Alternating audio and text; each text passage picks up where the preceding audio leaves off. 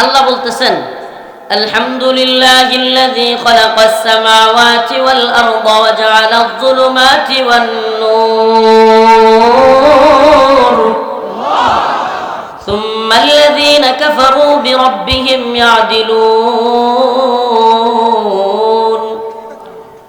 ওয়া হুয়াল্লাযী খালাকাস সামাওয়াতি ওয়াল আরদ هو الذي خلقكم من طين ثم قضى أجلا وأجل مسمى عنده ثم أنتم تمترون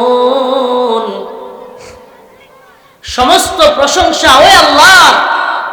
সমস্ত প্রশংসা কার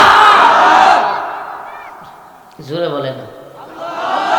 অমুক ভাইয়ের মার্কা কি অমুক ভাইয়ের আগমন এটি তো জোরে কইতে পারেন দুইটা চা খাওয়াইলে আই রে পাবলিকের চিল্লা চিল্লি অমুক ভাইয়ের চরিত্র কি আজীব অবস্থা হ্যাঁ জানে এই লোক মদ খান হ্যাঁ জানে এই লোক বাট্টা তবুও কয় অমুক ভাইয়ের চরিত্র ফুলের মতো পবিত্র কি আশ্চর্য না সে জানে এই লোকটার চরিত্র ভালো না সমাজের সবচাইতে বর্তমান সময়ে সবচাইতে নিকৃষ্ট লোকেরাই নেতা হইতেছে বেশিরভাগ আকসার দেখেন আলামত বেশিরভাগ লোক ভালো মানুষ না বেশিরভাগ লোক তাকওয়াবান না আপনি দেখেন না 5 ওয়াক্ত নামাজ পড়ে এরকম নেতা কয়জন পাওয়া যায় নামাজ পড়ে মসজিদের সাথে আছে তাকওয়াবান আল্লাহকে ভয় করে সুদ খায় না ঘুষ খায় না মানুষের থেকে টাকা মাইরা খায় না জমি সম্পদ লুট করে না এমন নেতা কয়জন আছে নারী কেলেঙ্কারিতে নাই এই চরিত্রটা যেন থাকতেই এইটা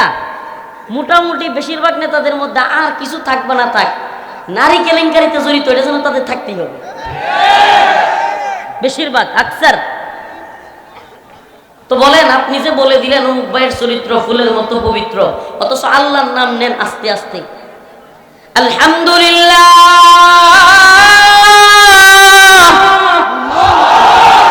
সমস্ত প্রশংসা হবে কার আরেকটু আস্তে আরো একটু আস্তে সমস্ত প্রশংসা হবে কার রফিকুল ইসলামের আমি তো দেখলাম আমার চিল্লা চিল্লি বেশি জোরে হয়েছে সব আসছে কৈদা রাজপথ কাঁপতেছে আমি কিছু দেখলাম না রাজপথ যে কৈদা কাঁপাকাপি শুরু হইলো আমি শুনলাম না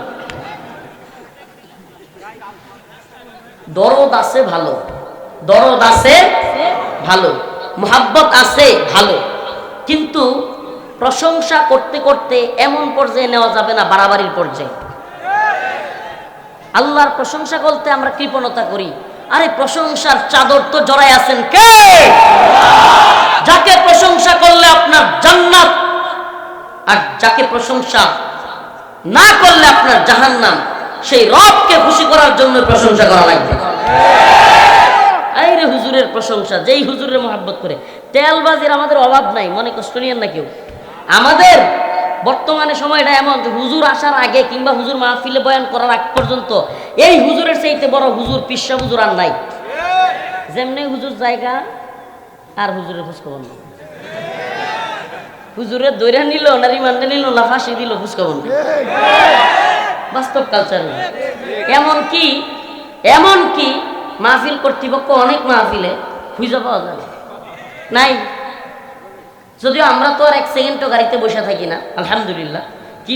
দিল না এগুলো টেনশনও করি না তো এই জন্য আমরা তো গাড়িতে উঠে যাই বসে থাকি না কিন্তু কর্তৃপক্ষকে পাওয়া খুব মুশকিল হয়ে যায়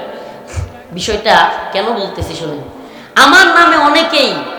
পোস্টারের মধ্যে আল্লামা দিয়ে দিচ্ছে ভাই আমি গুনাহগার মানুষ ছোট মানুষ খুব কম জ্ঞানওয়ালা মানুষ আমার একবারে জানাশোনা খুবই কম খুবই অল্প আমাকে দয়া করে মাহফিল কর্তৃপক্ষ যেহেতু ইউটিউবাররা আছে এই কথাগুলো যাবে